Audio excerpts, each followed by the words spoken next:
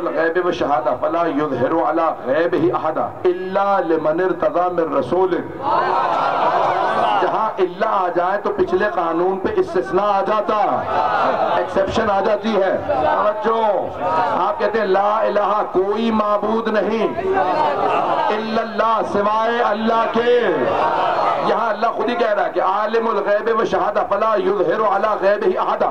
اللہ عالم الغیب و شہود ہے، وہ اپنا علم غیب کسی پہ ظاہر نہیں کرتا. الا لمن ارتضی من رسول، سوائے ان کے کہ جن پہ اللہ راضی ہو.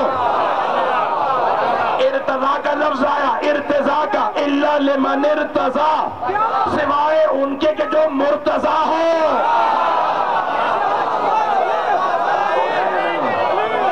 نہیں معلوم لوگ ہیں.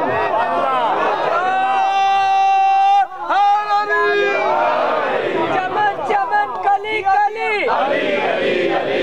نگر نگر گلی گلی، علی حق نعرہ.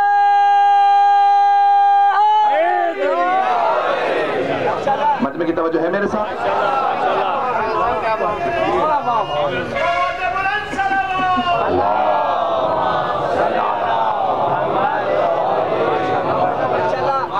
میرے تمام برادران سے بے شک اگر کوئی ذہن میں شبہ ہو ہاں کھڑا کر کے سوال کر سکتے ہیں. میں ایسے آگے نہیں بڑھنا چاہتا کہ کوئی موضوع چھیڑ دو علم میں اور لوگوں کے ذہن میں شکوک و شبہات رہ جائے. میں یہ چاہتا ہوں کہ کوئی شک کے ساتھ نہ جائے. مجلس یقین کی جگہ، مجلس ایمان کی جگہ. کوئی ذہن میں شبہ نہ لے کے جا. میں جانتا ہوں یہاں پہ شیعہ سنی تمام برادران بیٹھے، لیکن ائمہ معصومین 14 معصومین کا علم ہمارے جیسا نہیں، خاص علم ہے. وہ افراد جو کہتے ہیں جب جا رہے تھے معاذ اللہ خودکشی ہے، نہیں. میں پیش کرنا چاہتا ہوں، اگر سننا چاہیں گے ایک سادہ سی مثال دے دوں. ایک مثال پیش کرنا چاہتا ہوں. اذان گرامی دنیاوی یہاں آج کی مثال پیش کر رہا ہوں. کیا بات کیا کہ ایک دہشت گرد اٹھا، اس نے ریل کی پٹری کو کاٹ دیا ماشاءاللہ ماشاءاللہ، اور اس نے کہا کہ بھئی یہ ریل بھی تباہ ہو جائے، جتنے سوار ہیں وہ بھی مر جائیں، کیونکہ دہشت گرد مقام یہی. تو اس نے جو پٹری تھی اس کو کاٹ دیا. اب کچھ لوگ آئے، انہوں نے دیکھا کہ بھئی پٹری کٹی ہوئی ہے. اتنے میں دیکھا ریل بھی آ رہی. تو ان میں سے ایک نے کہا دیکھو جب تک ہم فیصلہ کریں گے انہیں روکنے کا، تب تک یہ سب کے سب مارے جائیں گے کہ پوری کی پوری پٹری سے ریل اتر جائے گی. تو میں یہاں رک جاتا ہوں، جہاں تک پٹری ہے وہاں میں کھڑا ہوتا ہوں. ریل مجھے بتانے کی کوشش کرے گی، میں تو مارا جاؤں گا لیکن یہ ریل بھی بچ جائے گی، سارے مسافر بھی بچ جائیں گے. تو ساتھ والوں سے انہوں نے یہ کہا کہ تم لوگ رک جاؤ، اس ریل پہ سوار سب مسافروں کو بتا دینا میں نے خودکشی نہیں کی ہے، میں نے ان سب کو بچایا ہے. جو وہ جس نے ٹریک کاٹا تھا نا، ریل کی پٹری کاٹی تھی، وہ تھا یزید. ریل تھی اسلام، سوار تھے مسلمان. جس نے جان تھی جان دی وہ تھے حسین. وہ جو پیچھے رہ گئے بچانے کے لیے وہ تھی سیدہ زینب سید سجاد. پتہ نہیں پہنچی بات یا نہیں. امام حسین علیہ السلام نے اسلام کو بچایا.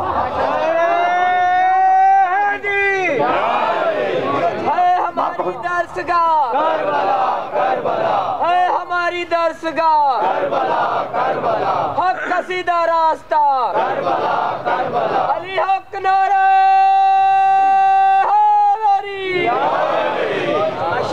بات واضح ہو رہی ہے جانے گرا؟ کوئی ذہنوں میں شکوک و شبہات تو نہیں ہے؟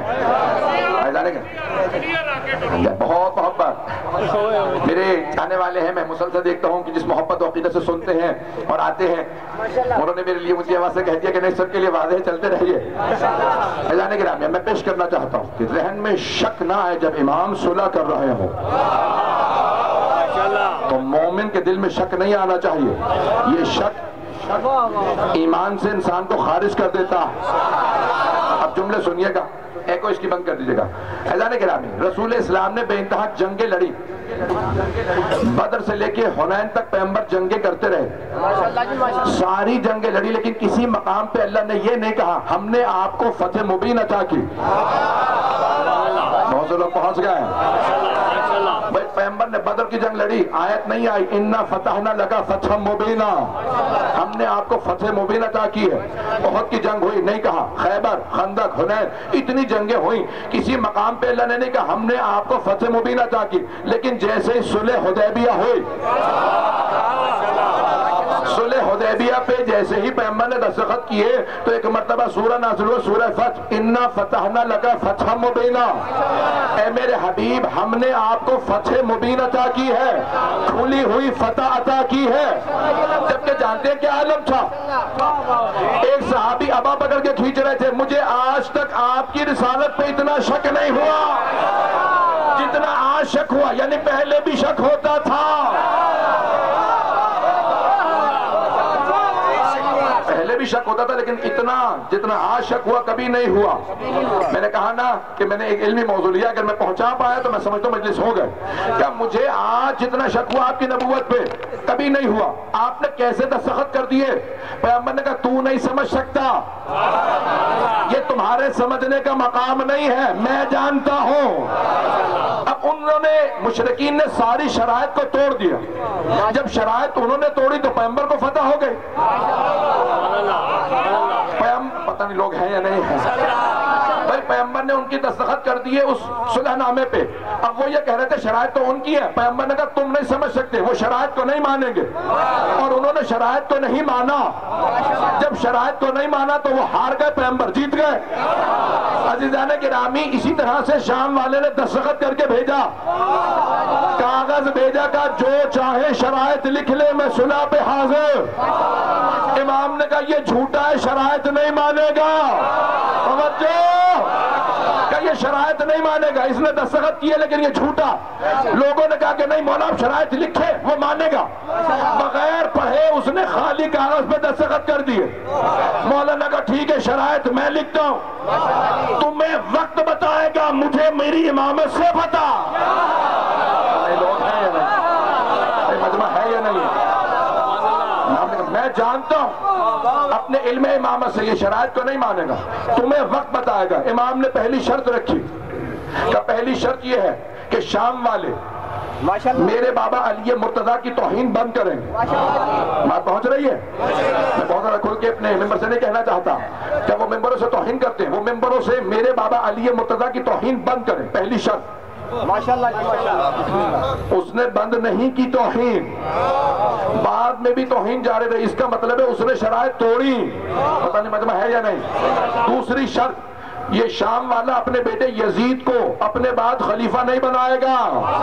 اس نے بنایا, لوگ ظاہر دیکھ رہے تھے, امام نسلوں کو دیکھ رہے تھے.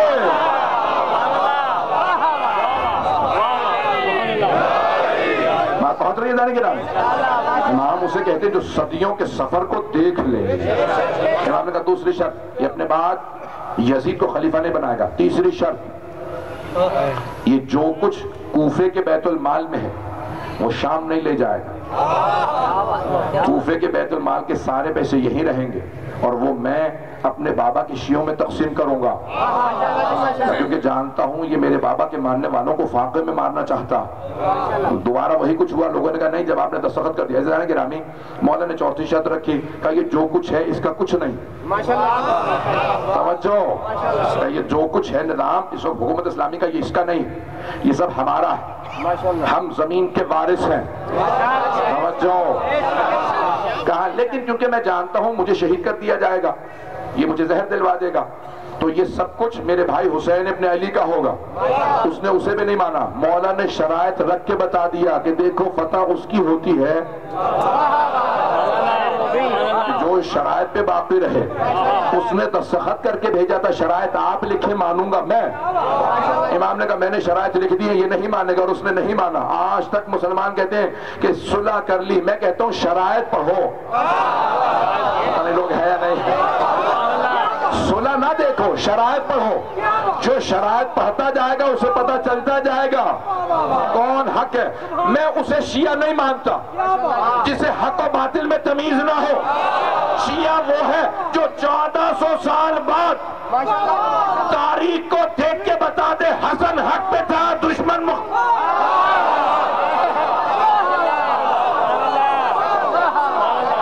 پہنچ گئی ہے.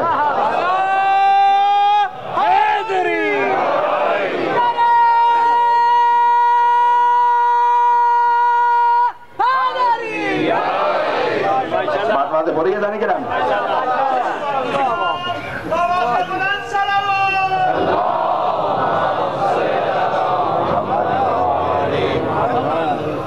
مجھے نہیں معلوم میں بات پہنچا پایا ہوں جانے کے نام صلح کی بات نہ کریں، بات کریں شرائط کی جو حسن مجتبی علیہ السلام نے رکھی۔ شرائط سے پتہ چل جائے گا کون اہل بیت کا ماننے والا ہے، کون دشمنوں کا ساتھ دینے والا ہے۔ فیضان گرامی، آل محمد علیہ السلام نے اس تمام کے تمام تاریخ دور کے اندر حق کو ہمیشہ بلند رکھا ہے، اور قدرت کو ضد ہے کہ حق جھکنے نہ پائے، سچائی مٹنے نہ پائے۔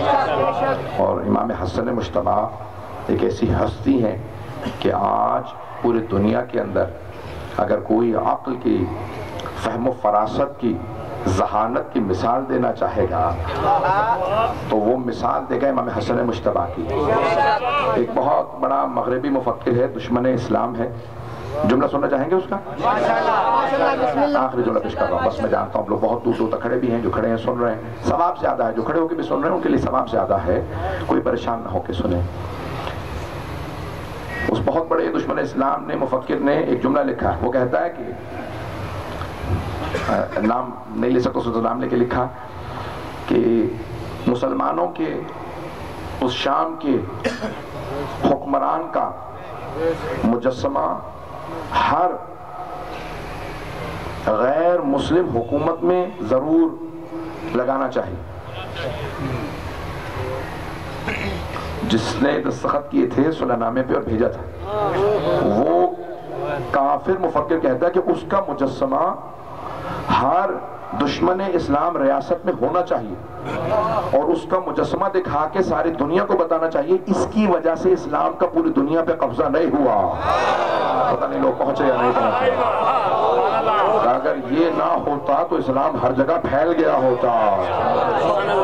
تو وہ کہتا ہے کافروں کو اس کا شکریہ ادا کرنا چاہیے۔ پتہ نہیں بات پہنچی یا نہیں پہنچی؟ پہنچ گئی بات؟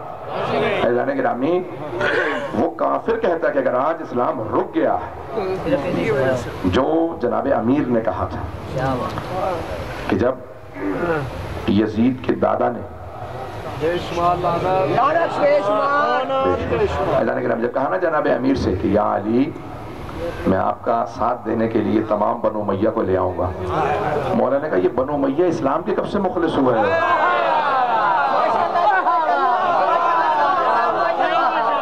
بنو امیہ کب سے اسلام کے مخلص ہوئے؟ اور علی کو اب تم جیسے دشمنان اسلام کا ساتھ لینا پڑے گا اپنا حق چھیننے کے لیے؟ کہا علی بات پہنچ رہی ہے جانے کے نام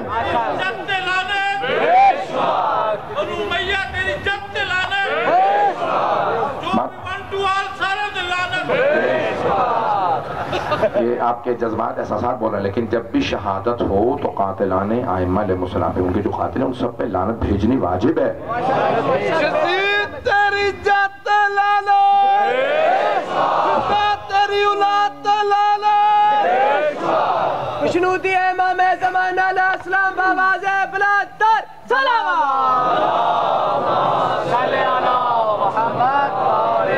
میں کل موضوع مکمل کروں گا، لیکن عزیزان گرامی بے انتہا قربانیاں ہیں حسن مجتبی علیہ السلام کی۔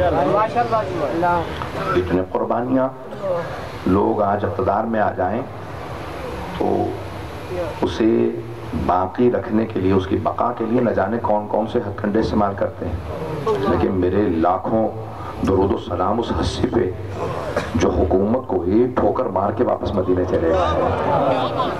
کہا یہ حکومت، یہ تاج ہمارے لیے کوئی معنی نہیں رکھتا، ہم باطل کے سامنے نہیں جھکیں گے، میں باطل کی بیعت نہیں کروں گا، میں شرائط لکھ کے بتا رہا ہوں کہ میرا مقام کیا، میرے بابا کا مقام کیا ہے۔ بے انتہا قربانی ہے حسن مجتبی علیہ السلام کی۔ میں تفصیل سے پڑھنا چاہ رہا تھا آج مصائب، اور کوئی رونے میں بخل نہ کرے۔ کسی نے ایک مرتبہ، بہت بڑے ایک ہمارے عالم تھے، وہ کہتے ہیں کہ میں امام حسن کے مصائب پڑھا کرتا تھا،